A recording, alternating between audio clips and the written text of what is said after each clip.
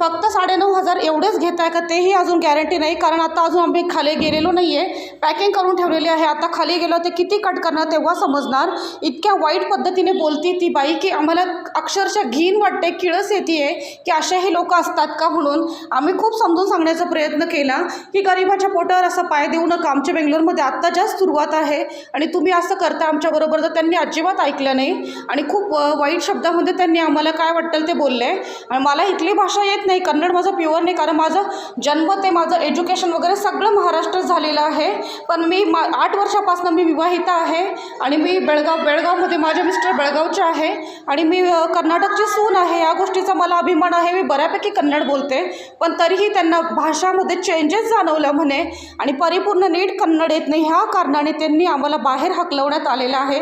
ठीक आहे, गेलो असतो मी, काही प्रॉब्लेम नाही, पण संपूर्ण पैसे घेऊन 1 महिन्याचं भाडं घेऊन वर 500 रुपये